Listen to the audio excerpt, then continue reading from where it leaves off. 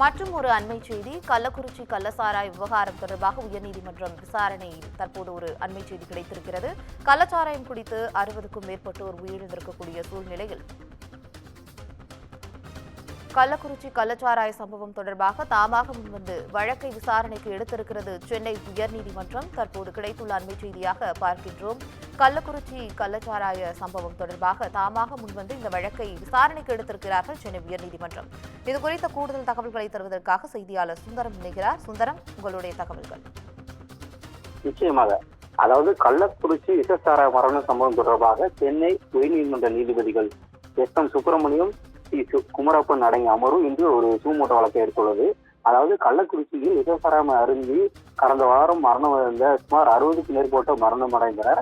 இது தொடர்பாக பல்வேறு பத்திரிகைகள் மற்றும் ஊடகங்களில் வழக்கறிஞர் தமிழ்மணி அளித்த இன்டர்வியூ மூலம் அதன் மூலம் பல்வேறு கருத்துக்கள் தெரியப்பட்டது, பல்வேறு உண்மைகள் வந்துள்ளது என்று நீதிபதிகள் இது தொடர்பாக இன்று காலை சூமோட்டோவாக இந்த இதை எடுத்துள்ளனர். அதில் கல்வராயன் மலைப்பகுதியில் உள்ளவர்கள் எந்த வேலைவாய்ப்பு இல்லாதால் கள்ளச்சாராயம் வாய்ப்பு இருக்கும் நிலை உள்ளது என்று வேதனை தெரிவித்தனர் நீதிபதிகள்.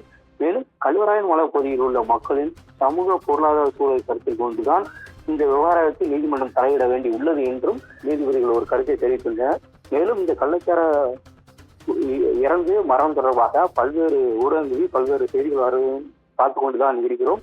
இது தொடர்பாக மூத்த வழக்கறிஞர்கள் தமிழ்மணி அவர்கள் அளித்த இன்டர்வியூ அடிப்படையில் தான் இந்த வழக்கை தாமாக எடுத்து சூமோட்டோ வழக்காக எடுத்துள்ளது என்றும் நீதிபதிகள் தெரிவித்தனர். மேலும் இந்த விவகாரம் தொடர்பாக தமிழக தலைமைச் செயலாளர் மற்றும் மத்திய மாநில பழங்குடியினர் நலத்துறை, மேலும் தமிழக டிஜிபி மற்றும் சேலம் மற்றும் கள்ளக்குறிச்சி மாவட்ட ஆட்சியர்கள் மற்றும் எஸ்பி ஆகியோர் இந்த மனு குறித்து விரிவான அறிக்கை தாக்கல் செய்ய நீதிபதிகள் உத்தரவிட்டு தற்போது தெரிவித்துள்ளனர்.